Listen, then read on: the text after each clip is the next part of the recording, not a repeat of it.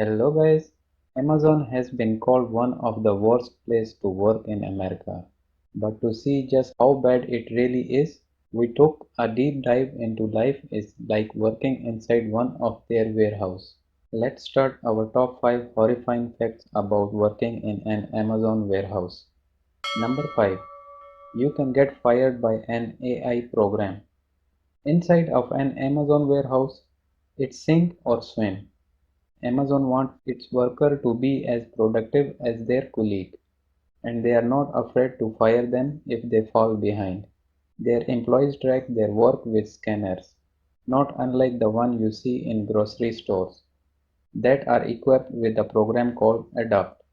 It tracks how many items they are scanning, and if you pause even for a second, it tracks it and push into an algorithm that can get you fired. On average, employees are expected to scan a new item every 11 seconds, which adds up to more than 300 items an hour. If you take a break even to go to the bathroom, the machines start adding up your time of task, and if it gets too high, you are gone. Number 4. Amazon workers get injured at 4 times the normal rate. As high as the risk of getting fired might be in an Amazon warehouse, the risk of getting injured is even higher. One warehouse has reported having 422 injuries in a single year, which is more than 4 times the industry average. Amazon's high injury rate is directly linked to their intense quotas. Demand on workers are so high that many don't see any way to meet them without taking shortcuts. And so basic safety guidelines are ignored just to get those packages out faster. But in an Amazon warehouse, getting injured is no excuse for taking a break.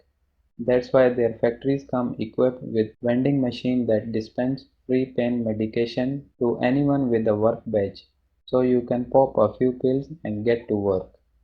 Number 3. A man having a heart attack was not given help for 25 minutes. When Thomas Becker had a heart attack in an Amazon warehouse in 2017, he begged his colleague, "Do not let me die," but they did. His co-worker immediately called their supervisor and asked them to call 911 for help. But the Amazon warehouse management was more concerned about the security of their building than they were about the man who was dying on their concrete floor. Management demanded everyone present give them their personal information, including their social security number and date of birth, before they called for help. In the meantime, nothing was done to help Becker.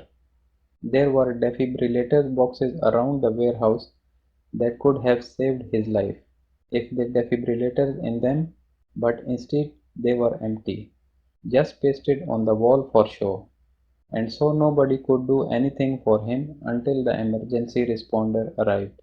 But it took 25 minutes for anyone to call 911. By the time someone finally reached Becker, he already stopped breathing. Number 2. Amazon had 6 deaths in a year. Becker's death was not a one-off incident. 2 years later, another worker had a heart attack, and once again, the Amazon team left him dying on the floor for 20 minutes before doing anything to help. In 2019, the company had 6 deaths within its warehouses, and they have managed to brush off the blame for everyone. The only time they were ever even briefly charged for an employee's death was after an Indiana worker named Philip Lee was crushed to death by a forklift in 2017.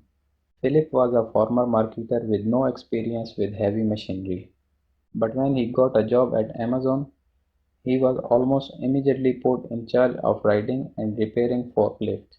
He was given no training.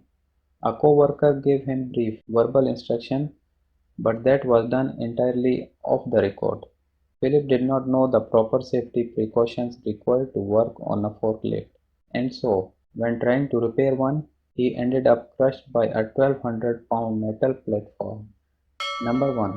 Amazon pickers walk 20 miles a day. Towers and pickers. The people who collect the merchandise and bring it to the conveyor belt for packing have to do a lot of walking. In fact, It's pretty normal for them to walk up to 20 miles a day.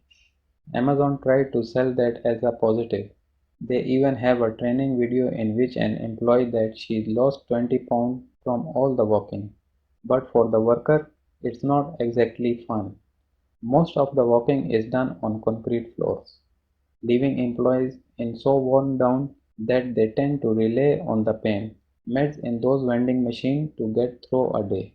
One worker told a reporter, I feel like I have been hit by a garbage truck, before admitting that she takes a minimum of 4 pain pills a day.